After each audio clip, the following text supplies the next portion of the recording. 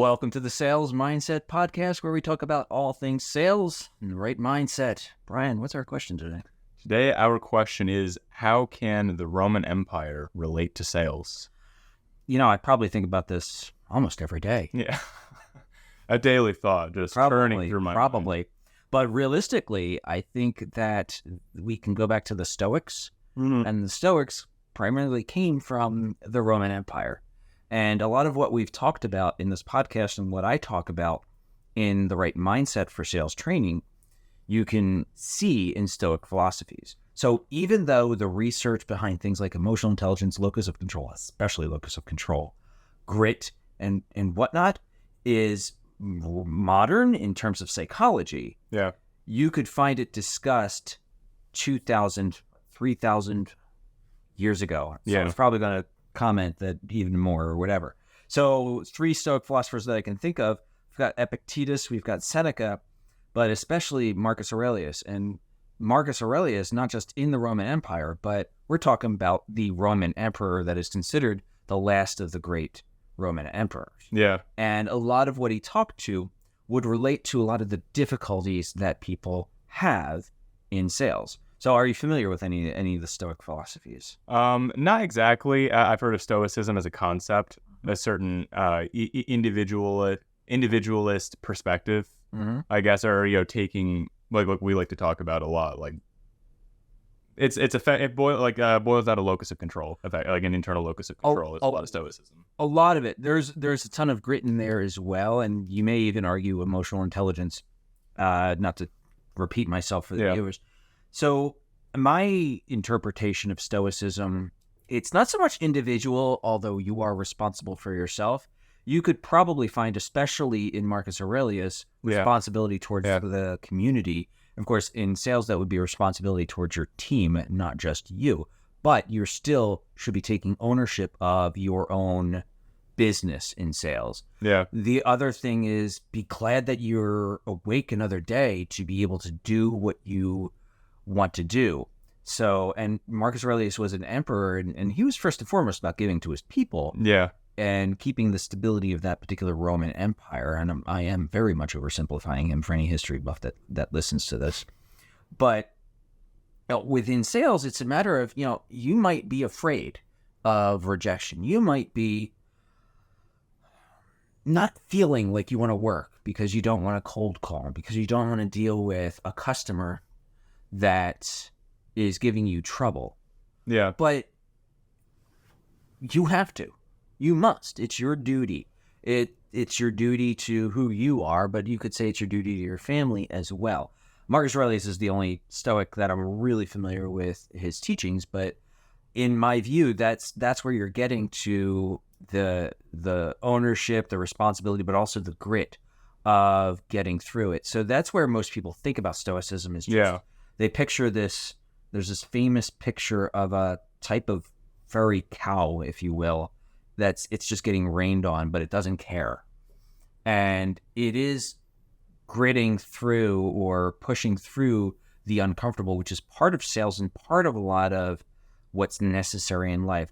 So looking at me this morning, it looked like it was going to rain, and I'm like, oh, maybe I shouldn't go for a bike ride. And it's like, no, I have to deal with going for a bike ride because that's who I am. Same thing, you have to cold call because that's who you are. Sure.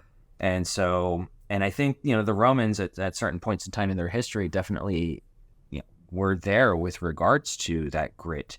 And of course, with dealing with your own emotions and dealing with the discomfort, you can definitely see that in a lot of meditations as well. Yeah. So I have 2 thoughts on what we're talking about here. So for one, I've heard the name Marcus Aurelius way too much lately, partially because of the whole, ask your boyfriend about how often he thinks about the Roman Empire. But my friend Matthew, he really likes Marcus Aurelius, and he's been reading up on him a bunch. He's just like, on a whole trend learning about him. He just keeps dropping fake quotes about Marcus Aurelius, where he'll say something very interesting about him, but then out of complete context, he'll say, as Marcus Aurelius said, dumb people just shouldn't vote. They should just learn how to. And I'm like, I don't think he said that. Like, no, that's what he meant, though. I also thought that we were going to be tying it to the spread of Christianity.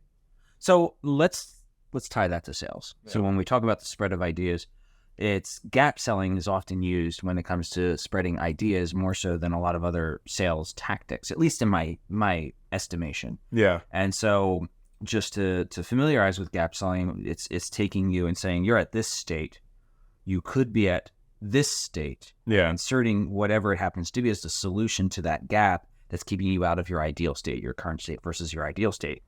And I think when it comes to ideas, and we'll call religion an idea in this particular situation, it can be positioned as that. We can also see pseudo-religions positioned as that as well. And you see a lot of pyramid schemes Yeah. using gap selling and the not voracious, not the right word, but the energy that people will use to defend their pyramid scheme falls under the same energy of any ideology, religion or ideology. Yeah.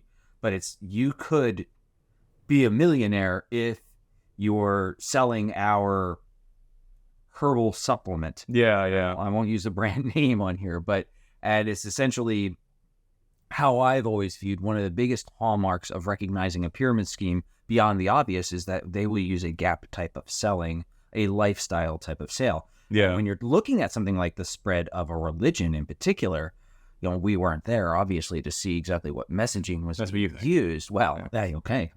Brian the Immortal, who is familiar with Alexander the Great. So maybe they were, they went from this concept of, I guess, reincarnation to saying, well, you could have eternal life.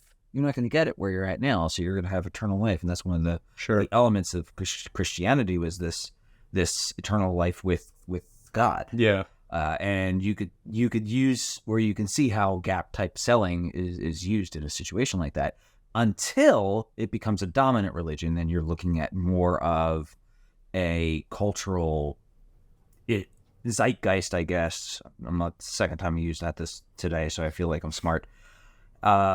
Where you're ostracized if you're not part of that particular dominant religion. Sure. And this is not an impugnment upon religion. No. It's just understanding how religion, whether it's, I don't want to say good or bad, but whether it's to people's benefit or detriment, Sure. Depending on the type of religion, how it's been used, it's often about you could have a better life. We see it in politics too. When you're looking at especially the extremes of the political aisle, it's your life isn't ideal. Vote for me so your life can be ideal. Yeah. And that's the core of whatever policies that they're hawking these days. You argue on the basis of emotion, on the basis of what could be. And we know people are motivated so much more by emotion than logic. Yeah. Businesses, on the other hand, not so much motivated by pure emotion. You still have to justify it with logic. Now, a smart person who does have that emotional intelligence, they're going to say, oh, okay, I feel it. I feel what you're saying, but something doesn't make sense. The numbers aren't adding up here, and that's going to hold me back from it. And that's, if you're a buyer, that's why you want to leverage that emotional intelligence to make sure your emotions aren't being used against you for these things. All right, so there you have it for this Monday. Just a quick and dirty on the Roman Empire. Had to have a little bit of fun with the trend going on there, but I guess I have to admit that yes, I do frequently think about the Roman Empire. What about you? Yeah, more often than what you would think. Exactly. It's just like pivotal. Okay. Yeah. Well, it's important. It's one of the more foundational empires in history. And you know why? Because the philosophy down to the religion and the famous Roman philosophers is just super applicable. And even the famous, it's foundation for our government. Yeah. Okay. Truly. All right. Roman Empire. We'll see you next time.